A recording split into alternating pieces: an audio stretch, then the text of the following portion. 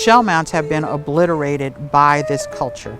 Obliterated beginning with the Spanish contact, and then the Mexico Rancho period, and then the annihilation, the continued occupation of the United States government.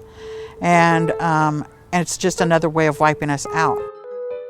These are cemeteries with upwards of 400, 500 or more individuals buried within these mounds over millennia. And they also tell the story of the perseverance of Native communities.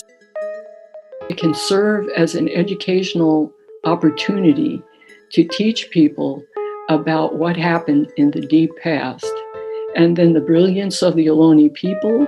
So there's history to be told. Not everybody knows about it. I think that people resisted by holding ceremonial ways in secret so that we could find them again, so we could find our ways back home. Our shell mounds are our burial sites. They were created for over thousands of years of burying our ancestors under soil and stone and shell, and eventually they grew, like the Emeryville one, over 3 stories high. The stakes of protecting these sites are even more important for tribes that have been dispossessed of lands through colonization and invisibilized in dominant society. Welcome to Challenging Colonialism, a podcast dedicated to amplifying the voices of Indigenous California. An important note from the start, the producers are 2 white male educator academics, and these are not our stories. This podcast will center Native voices, and our intention is to highlight the significant work being done by Indigenous communities to challenge ongoing colonialism and to broadcast information about the resistance and resilience of Indigenous California in the past, the present, and the future. A final note before we begin, this podcast may contain graphic descriptions of slavery, genocide, and sexual violence. Welcome to Episode 2, The Matter of Shellmounds, Preserving Sacred Sites. Open Toish, I'm Sim Schneider. I'm a citizen of the Federated Indians of Great Rancheria, and I'm an assistant professor of anthropology at UC Santa Cruz. From an archaeological point of view, in my work, I understand shell mounds as, sites with incredible time depth.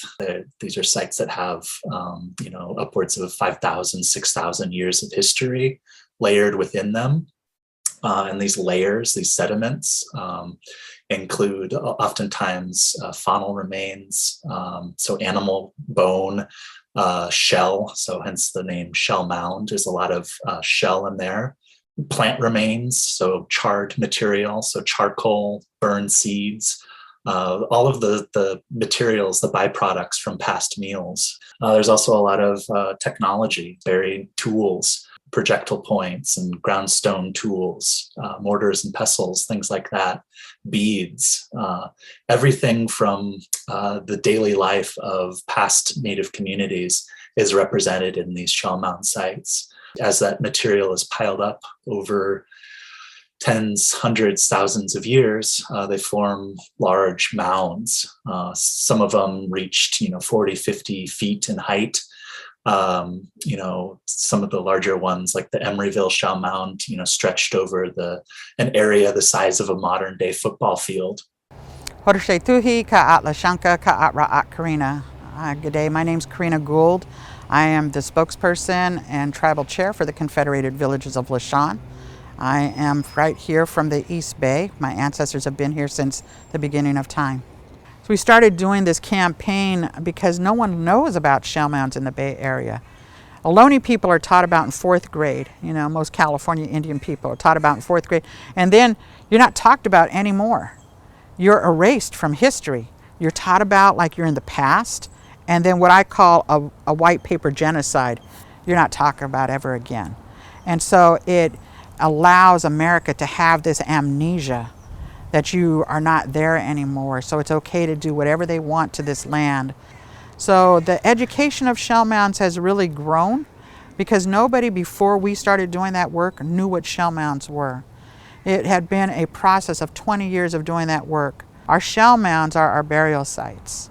They were created for over thousands of years of burying our ancestors under soil and stone and shell, and eventually they grew, like the Emeryville one, over 3 stories high. Our shell mounds are our spiritual points where our ceremonies come together around particular things. The one that I'm working on right now, the West Berkeley Shell Mound, was the original village site and shell mound of our people. It's aligned with our cosmology. That shell mound aligns with what is now called Alcatraz Island. Alcatraz Island was not an island that our people went to. Our belief is that Alcatraz is a place where our spirits went and rested for 4 days while we had ceremony on the land. And on the evening of the 4th day, as the sun is setting, we believe their spirits go out through our western gate, which is where the Golden Gate Bridge is.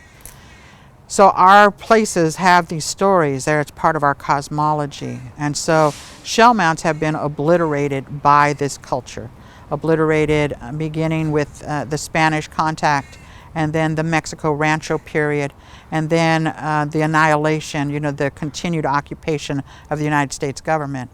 And it's just another way of wiping us out.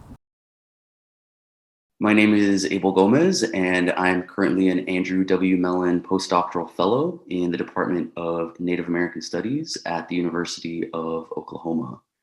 My research focuses on indigenous religions, political movements, and cultural revitalization, with a particular focus on Ohlone tribal communities.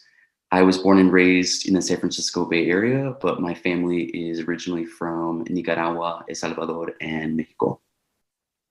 Indigenous ceremonial practices are often deeply rooted in particular places.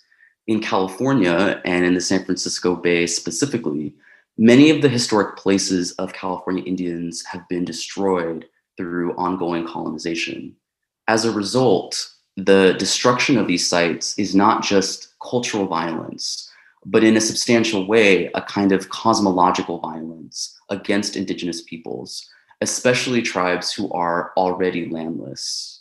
On the other hand, the work to collectively protect these places offers the potential for profound cultural healing and vibrant indigenous futures. Archaeologists and other scholars are interested in the analysis of these shell mounds, and certainly tribes are also invested in accurate interpretation.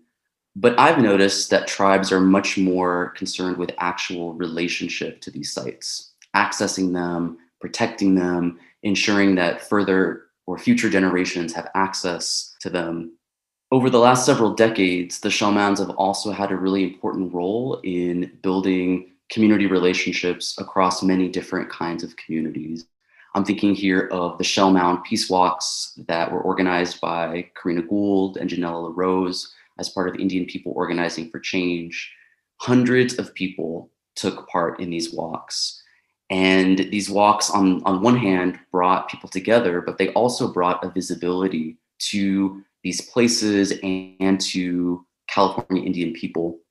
This continued in 2011 with the spiritual occupation of Sogorea in what is now Vallejo, California, and the regular protests at the Bay Street Mall, which is located on top of the largest shell mound, the Emeryville Shell Mound. My name's Mark Hilkema. I am the supervisor of the Cultural Resources Program in the Santa Cruz District for California State Parks. We've used the word shell mound as kind of a catch-all phrase, and we do that a lot in our culture, right? Because when the early settlements were going on and we began to destroy these mounded spaces, the thing that became most apparent was the volumes of shell. Early scholars viewed these as midden sites or places of refuse, almost built by accident. But more recent scholarship has looked at the ways these were intentionally created as burial grounds, as ceremonial centers, and perhaps as seasonal mounded villages. Among the human burials are sometimes animal remains, such as the California condor, which also suggest the ceremonial importance of these sites.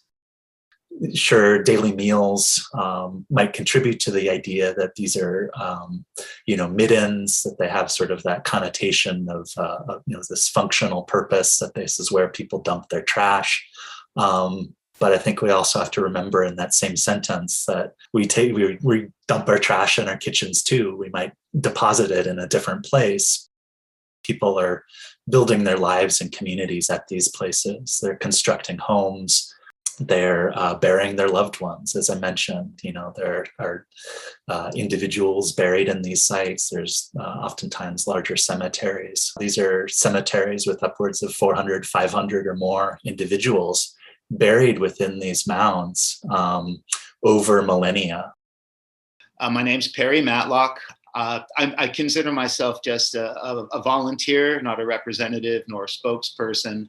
I just am an activist advocating for Ohlone sovereignty, Ohlone independence, preservation of their ancient monuments and funerary places. The language which was used to describe shell mounds is also very disparaging. So this refers to the archaeological nomenclature that anything anywhere in the world which just looks like waste is a midden.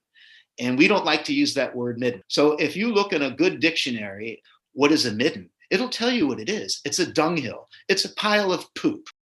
So there are many facets of these sites, and shell mound or midden doesn't begin to do justice to that history. My name is Janella LaRose, and I come from the Shoshone, Bannock, Ute, Carrizo tribes. I'm the co-founder and co-director, along with Karina Gould, the Segura Reyate Land Trust. When the sacred becomes property and real estate, it changes everything. So you don't have to have a feeling about it, and you don't have to have any sacredness attached to it. To me, that's the real problem, the real problem, and that nothing belongs to us as Indigenous people, We're getting our instructions, we're getting messages from our ancestors who are buried there. And I'm not from this tribe, I'm not Ohlone, but I'm just saying is that I feel like it's a duty to protect those sites. For example, just like cemeteries that are so well taken care of, massive cemeteries they have in Colma and South San Francisco, they wouldn't dare tear that apart and put a shopping mall on top of it, But I think it's about what kinds of lives have worth. Well, I'm Stephanie Manning, and I'm a Native supporter. I'm not a Native person myself, and moved to West Berkeley in 1975, where my family and I got very active in trying to save the neighborhood. I started doing some research, and I found that the Colosseum in Rome and many of the old Roman ruins are surrounded by high-rise buildings, freeways, all kinds of stuff, stores, shops, and there in the middle is the Colosseum, and then there's other places, the Forum of Rome and all these, and those are preserved. They're considered important. Well, in my mind, West Berkeley Shell Mound is more important than the Colosseum. It's like 2,000 or 3,000 years older than the Colosseum.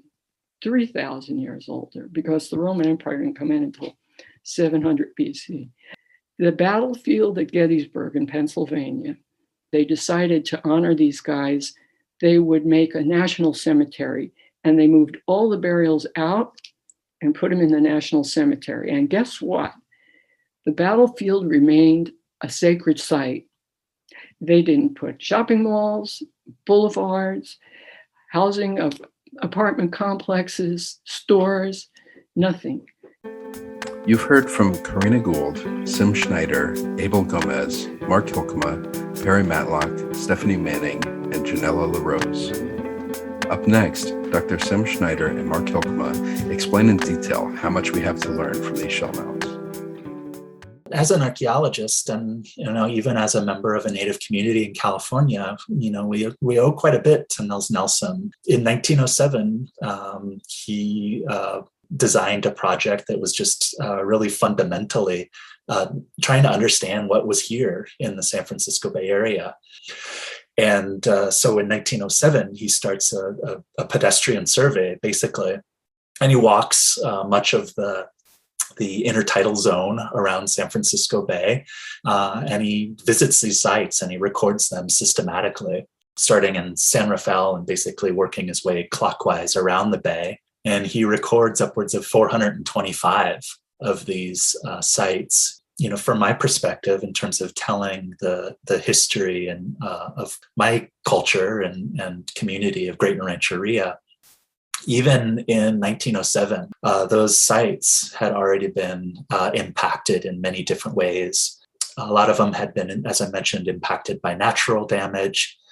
Some of the more grotesque examples of impacts to these sites include just excavating these sites for the fun of it. Curio collecting was rampant.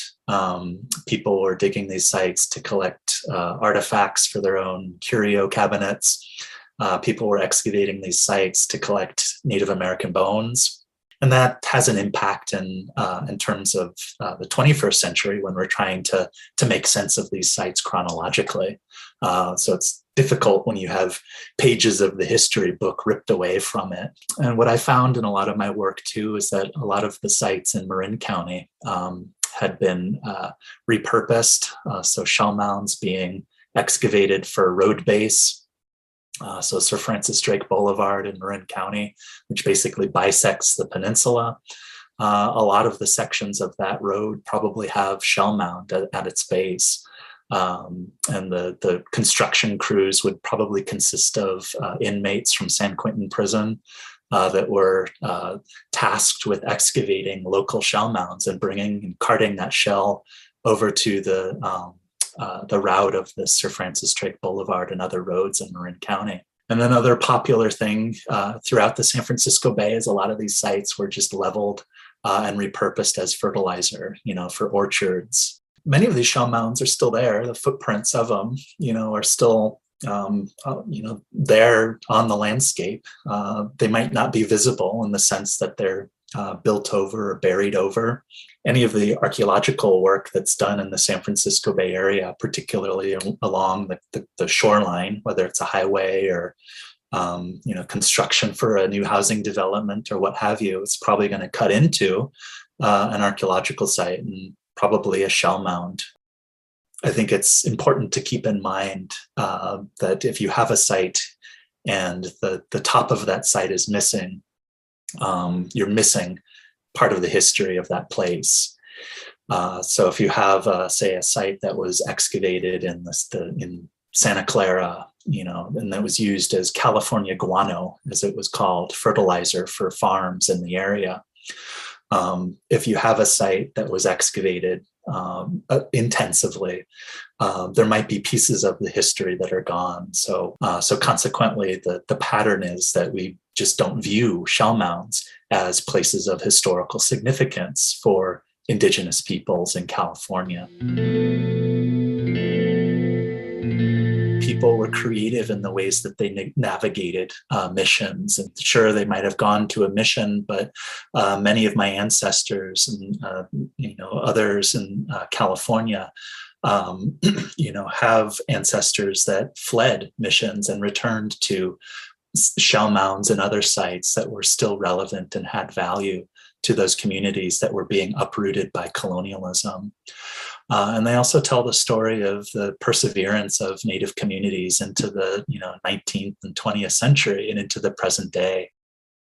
Before the gold mining, the hydraulic mining of the gold rush silted up San Francisco Bay, you had deeper estuaries and inlets that supported populations of shellfish and a mosaic, a spider web of tidal marsh with pickle weeds.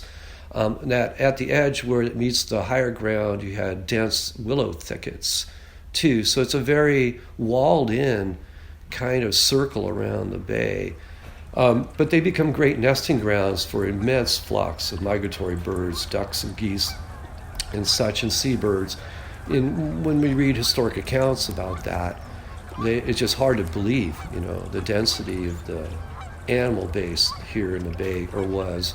You've got sea lions and you've got whales in the bay, There's all the shellfish, the mussels, the clams, the horned snails, and all of that. And then you have the species we don't see in the archaeological sites, like all the soft, the gooey ducks and the boring worms. These things look kind of hideous to me, but were delightful, to the diet of the day. And those don't preserve in the archaeological record at all, but they're part of the mudflat habitat. You've got leopard sharks that breed in these estuaries too. They become a food base as well. The migratory salmon that have to, gather in these mudflats until the winter rains break through the sandbars and they migrate upstream. Another big food base for the people. You have sea otters in such density that the accounts tell us that they hauled out on the creek banks in places like Palo Alto, Mountain View, and Sunnyvale. Hard to imagine now. In other words, the Bay Area was a deeply ecologically diverse habitat with different ecosystems and rings around the bay as you moved up in elevation. And it also, and thereby supported some of the greatest populations of the Americas. I've been reading Spanish diaries for a long time of the explorers, missionaries, and settlers, and they frequently talk about seeing tule balsa boats. They call them balsas. And the tules, of course, are buoyant. And so those can be gathered and bundled and dried and bind them together to make boats. So the Spaniards talk quite a bit about seeing these boats, and they remark about their agility and design and say these are very crafty vessels. They're very impressed by them. When you're at the water's edge and all you see are tule marshes and the mountains rising in the background behind them, it's hard to get a navigational fix. Well, 425 mounds all around the bay is a lot of ports, in my opinion. What I found was that all of these mounds where tidal reach could get to them, even the Castro Mound, which is miles inland, was along Stevens Creek, a very deep channel in its day, which had tidal flow. So you could put your boat in, let the tide suck you out into the bay. If you build a platform, like a mound, you have a launch facility. And one of the things about the Steege Mounds that turned me interesting is they were full of fish heads. Lots of fish heads. Well, where's the rest? Well, what we realized is the fishermen there were selling their catch elsewhere. We find a lot of obsidian from Napa Valley, Clear Lake, Canocti. Those are all north of San Francisco Bay. And yet, throughout the San Francisco Peninsula and South Bay, we find Napa Valley obsidian. How's that getting there? It's not swimming. The only way it can come across is with boats. And so when you start looking at the economic possibilities, they're manifest in the trade. We can see that the people had commodities markets. Even Angel Island, which is separated from the land on all sides, had big mounds on it. And they reflect the economics of Bay Area traffic and exchange. And then we think, well, you need coin for that, right? You got to have money to create a market economy. And so people were dismissive for years of that. Well, that was staring us in the face too.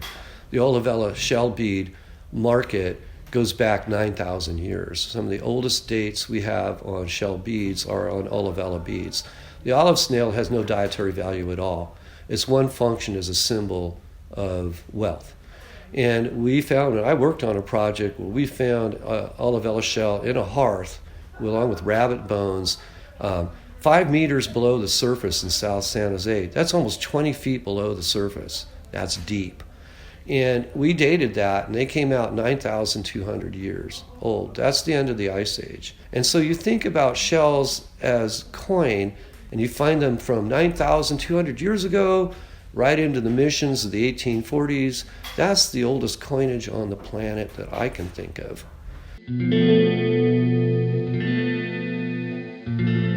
We clearly have not expressed the prehistory of the Bay Area in these terms, So there's a bigger story that needs to come out. My name's Karina Gould. This guy named Nels Nelson, I believe, put down that map for that specific reason as well about our shell mound, so we could find those connection points again. So around 1998, 1999, my friend Janelle LaRose and I created this organization called Indian People Organizing for Change. And it was really about the base closures that were happening in the Bay Area. The Army base closed, the Naval Station closed in Alameda, and really trying to do community organizing work in the Bay Area. And we did door-to-door knocking, and then we created house meetings, and Native people that have been transplanted here through forced relocation programs into the Bay Area. We began to come together and to really do work around issues that were of concern to Native people that were not being addressed by the social service agencies that were here. It was also around the time what we call the .com era, when the internet really blew up, and then there was like huge amounts of money that was made by people in the Bay Area. And we talk about gentrification today. Well, there was a big wave of gentrification then. I always say that, California Indians and, Ohlonies are the first wave of gentrification that got kicked out of here before anybody else. At that same time, the Emeryville Shell Mound was being destroyed for a third time, I say, right? And the Emeryville Shell Mound was the largest of the 425 shell mounds on Nels Nelson's 1909 map. And so we began to do this work about shell mounds. How do we do this education? Janella went on a ground zero walk in New York and walked with Jun San, who is a Nippon Mihoji Buddhist monk. And she knew Jun San from 1978. Jun San came and lived at the American Indian Movement house in Oakland. And she met Janella when she was young and first had her children. And they lived in that house together. And since that time, Jun San was given land in New York in Seneca Nation to create her own temple there. She worked with Native people. And this is important because the Nippon Mihoji Buddhist sect walks around the world in prayer in order to stop nuclear proliferation, right? And they walked with the Native people because their Fuji Guruji in 1978 said that they needed to work with the American Indian people on this land because the uranium that was taken off of Native land was used to create the bombs that killed people in Hiroshima and Nagasaki. And in order for that never to happen again, the Japanese people and the American Indian people needed to work together. Well, Janella was back east on this walk. She had a talk with Jun San, and they were talking about the shell mounds and what to do. And then she came back with this idea. And she said, we should do a walk to the shell mounds because nobody knows what they are. And we could do this education. And then I was naive and I said, yes, right? I didn't know what a walk was. So in 3 weeks, we worked with a couple of allies who had been doing work around shell mound protection in West Berkeley and San Bruno and put together Nels Nelson's map and a map from today and figured out where these places were and created a walk. And people that were here from all over the world that was on that walk in back east stayed and came to California. So we had people from Japan and Australia, the Cape Verde Islands, Nova Scotia, and then people from all over the United States that joined us on that first walk. And we started at Sogorea on the Carquinez Strait, where my ancestors was their last stronghold before being taken into the mission. We started there where there were 2 shell mounds, and we walked down to San Jose, and we walked up to San Francisco, walking 18 miles a day, stopping at shell mounds along the way and offering prayers. And we did that for 4 years. This specific walk was a walk that our ancestors' footprints did, going to or from these missions, these places of enslavement, these places of great pain for all of us. And you take on this, the spiritual pain of our ancestors when you do that. But like I said, it's exhausting to walk for miles and miles a day. I remember when we did our first walk for the shell mounds, and we walked 18 miles a day for 3 weeks, right? But by the 3rd day of doing that walk, I wanted to crawl up in a ball and cry, and not get out of bed. The more we started to read and we looked at, Perry showed us Nelson's map, and I was talking to Karina, and I said, I think we should visit all of these Shellmounds and say a prayer, lay some tobacco down, maybe get some direction or figure out what we were going to do. We decided we would do it during the Thanksgiving time when people are on vacation, you know. We started with a prayer, you know, we just prayed and just said, you know, asked for guidance, and it just was just so beautiful. And we had the Buddhist folks with us, and then we had our Indian folks, you know. And so what we decided was we would have flaggers, someone in the front, and then we would have our banner about the walk, and then we would have a Native person someone holding the eagle staff, which Wounded Knee, Dio Campo took care of it. And then we would have the drum, and then we'd have the Buddhist people behind us. And after that, and then everybody else would walk behind them, that procession. And it stayed that way every single day. We did that every day. The way we're learning to live right now, you know, to manage ourselves is, it's not just like we're just flailing around out here, but really we need to bury our dead in a good way, because then we can hear the message that they're giving us. We need direction every day, but we don't get it every day in this life that we're living. So we're looking to the ancestors for direction and instruction. And then to honor that, we have to make sure that we're taking care of the burial sites, right? People knowing about the 425 Shellmounds in the Bay Area, which we have, you know, now thousands of people know about it because of us walking, you know. Myself, I feel like you need to know where you live. And I think it's important to know your history, you know, and I think it's important to know, and I think people are generally curious about where they're at, but some people just, you don't know where to start, you know. Do some research about where you live. Even as someone born and raised in the Bay Area, I would say Ohlone and other California Indian communities were for the most part relegated to the past. I think this has changed quite a bit in the communities I'm a part of now, and a big part of that is because of the grassroots movements in the Bay Area around protecting Bay Area Shellmound. The work to collectively protect these places offers the potential for profound cultural healing and vibrant Indigenous futures.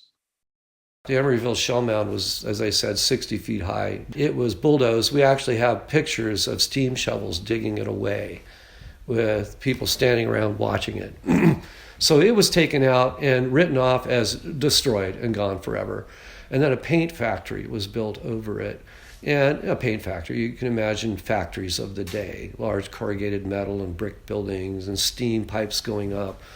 There was a paint factory on top of the Emeryville Shellmound, Sherwin-Williams. The toxic waste from the paint factory penetrated into the Shellmound ruin, which was under the paint factory. And it had so immersed with the bones that it made them elastic. So it was gone, forever. Well, was it? That factory was destroyed, and the city of Emeryville wanted to build a shopping mall. And so they began excavating, demolishing the building, and oh my God, a huge circular archaeological site became immediately apparent for all the shell. Well, it's the base of the mound. People did not realize that the weights of these mounds were so monumental that they actually embedded and sunk into the surrounding bay margin. So lo and behold, suddenly they found this ginormous ring, concentric ring of a shell mound, because the top is gone, it's leveled at the base. Everybody was wearing Tyvek suits because it was a toxic waste site. What happens to the artifacts now? They were trucked out and dumped because they're toxic, and toxic waste supersedes any cultural resource laws. I learned about the Shellmounds in 1997, 98. It was already done, really. It was already a done deal. I worked with Karina to try and save Emeryville Shellmound because they were still having public hearings about it, but they had already really decided in the smoke-filled back rooms that they were going to build this this shopping mall. So one of the arguments we had in Emeryville was that every effort they made to mitigate their destruction of their most valuable cultural resource fell far short of the importance of the mound. The Emeryville did not appreciate what it had. So it was required that they mitigate it by CEQA law.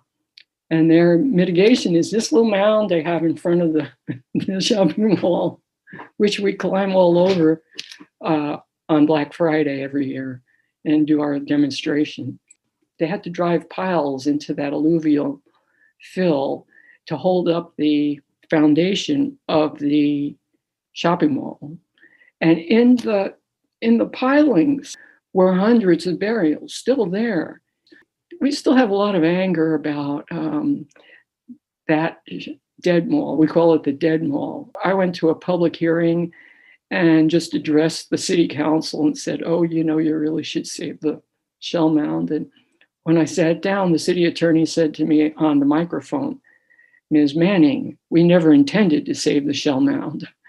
I was like, well, that's the truth, isn't it? So the plaque is a little disingenuous. If you go into Alameda, you'll find a park. It's called Lincoln Park. There's a rock in the lawn.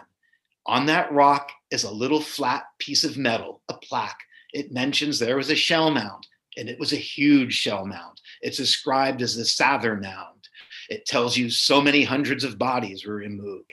That plaque does not make up for the loss of that ancient monument, that wonder of the world. I'm in my 43rd year of working for Berkeley Architectural Heritage Association, and I'm certainly in favor of plaques on buildings, so that people know that this building has history. But as far as historic site, especially Indian historic sites that have special spiritual significance, I think it's much better to save a site than to plaque a site.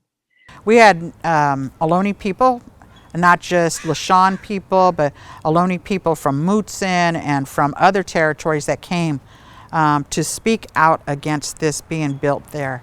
And the city council just unilaterally just said, well, we're going to do it anyway.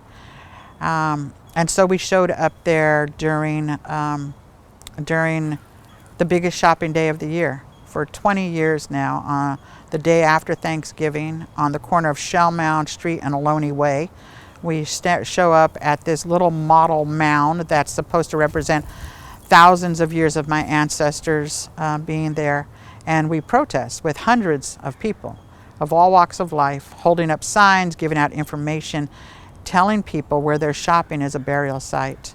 People really are, no matter who they are, they're interested in where they come from and they're interested in where they live, but there's nobody there to tell them. We just said we're going to go every on Thanksgiving and we'll be here. And when we started the walks, we ended up at Emeryville, in front of the mall. So that kind of became where we would meet for I think we're at 25 years now or something like that. I can't remember how many years we've been there.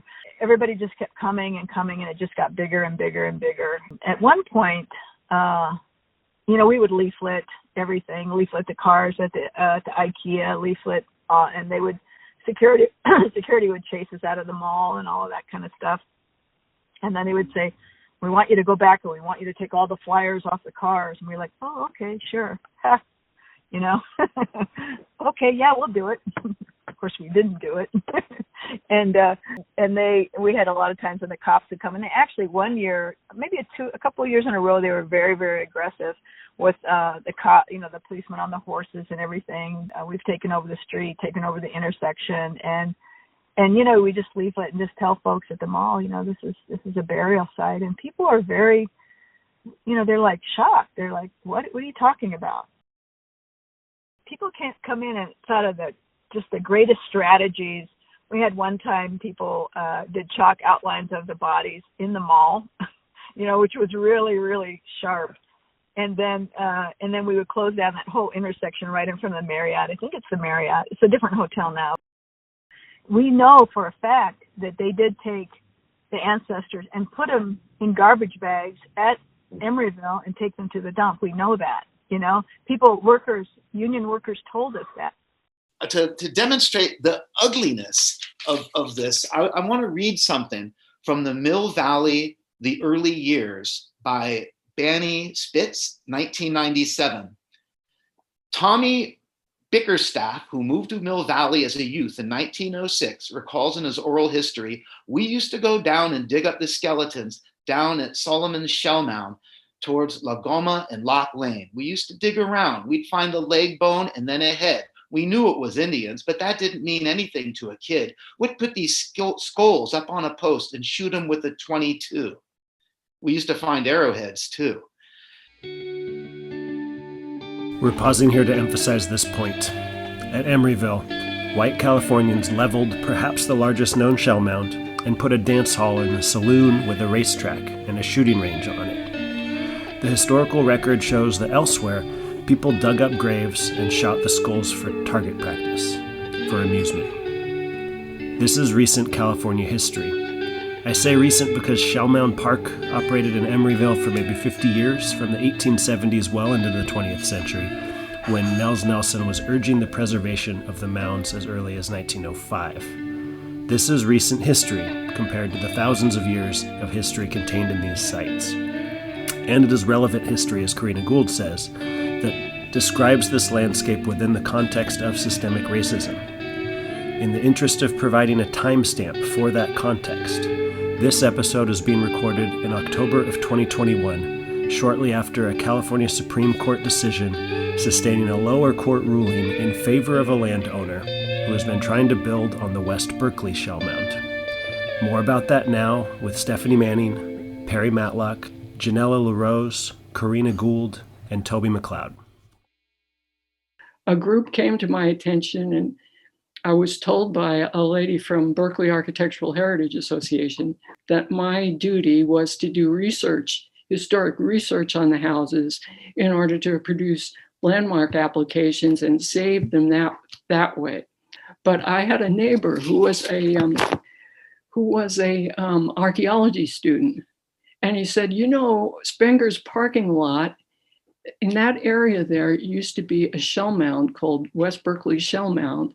And he gave me his book, here it is, which was an archaeo report from 1975 about the digs they did in 1950 and 1954. And I knew through my work with Berkeley Architectural Heritage Association that I needed to fill out lots of forms, like a landmark application to go before Landmarks Preservation Commission. And I did lots of research and compiled it in this landmark application. And at first the city just rolled their eyes at that. They said, "This is not a building." I said, "That's right, it's not a building, it's a sacred site." And so anyway, I kept reapplying because they would reject my application. They said, "You have to have a location." So I put in Hearst to University and 4th Street to the Bay, I think, yeah, something like that. And that's just ridiculous because the shell mound preceded streets by thousands of years. And so I really should have had it juxtaposition to Strawberry Creek. Everybody came out and spoke in favor of the landmarks application, landmark designation, and it passed. And then it was appealed. The whole thing started when a developer proposed a 5-story condominium on what is known as the Spenger's parking lot across from the fish restaurant there. It turned out it's a 5,000-year Ohlone village site that has been protected by 2 acres of asphalt for all these years. My name's Toby McLeod. I founded the Sacred Land Film Project, which is part of Earth Island Institute. And for 30 or 40 years, I've been making films about the environment that involve Indigenous people.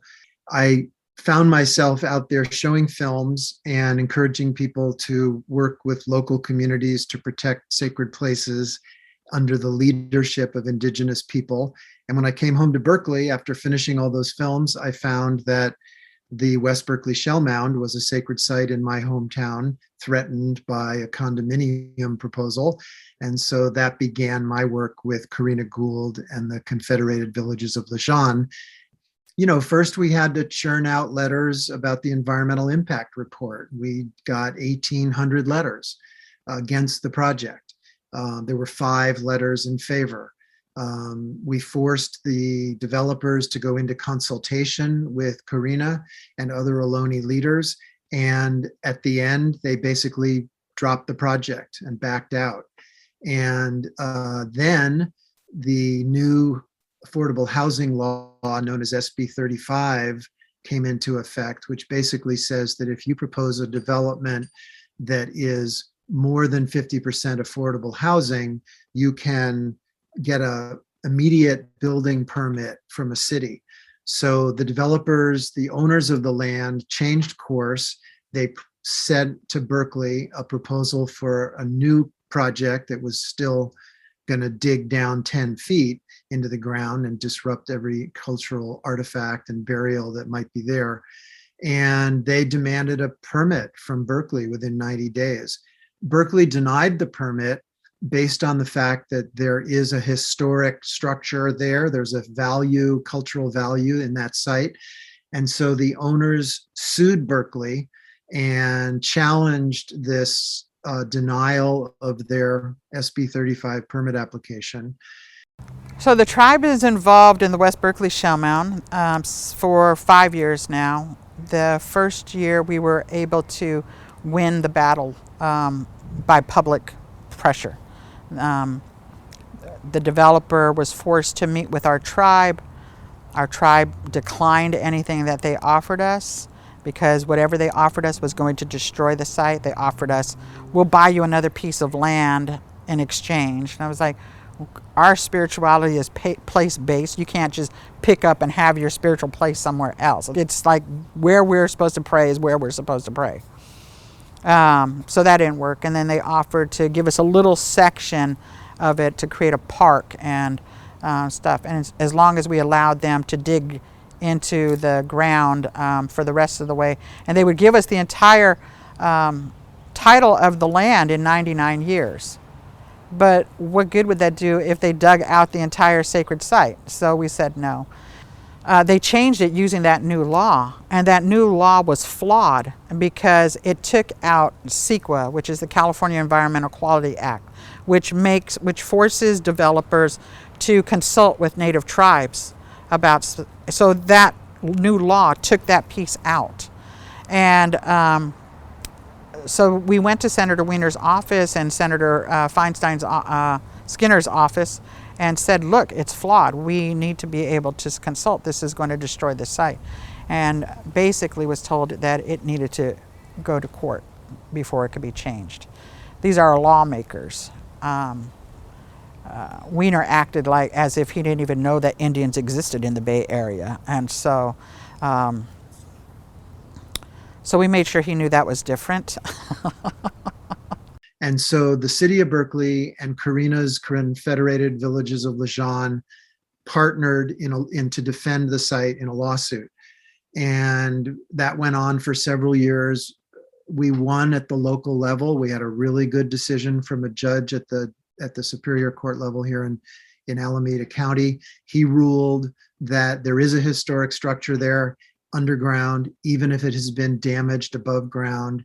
And then the California Court of Appeal overturned that victory, basically saying we need affordable housing in California. That trumps everything. And so we tried to get the California Supreme Court to take the case, but just a few weeks ago, they refused to take the case. So we're in a situation now where the city of Berkeley soon may be forced to issue some kind of a development or zoning permit. It's not a building permit yet. And so she sued, and we won in the lower courts, and we celebrated a huge victory. And then 2 months later, they appealed, and we were back in court again. And just recently, we were in court a few months ago. And while we were in court, the owner of the land put up a 6-foot fence with barbed wire around the entire site. And an act of violence, knowing that hundreds of people from all over the world have been there in the last 5 years and have prayed there. People have come and brought ceremony there, Tibetan people, people from Hawaii, West Papua, leaders from the Amazon have prayed there with us. We have had people from all over the world come there and pray, create beautiful artwork. Young people, old people, all coming together on that site to remember the ancestors, but to also remember their own and their own humanity. And so while we were in court, literally, this fence went up. And so it was an act of violence, a colonial act of violence, to think that you can own someone's sacred place. What I've often heard from Native peoples is that relationship also comes with responsibility. Responsibility to ancestral lands and sacred places mean many different things, but on a fundamental level, it is an ethic of care. It means ensuring that the land is healthy, that it remains a place where the living people and future generations can sing, dance, pray, and root themselves in the legacy of their people. In a profound way, it also invites all of us to consider our relationship to the land, to the history of colonization, and to relationships of respect and reciprocity with Indigenous peoples.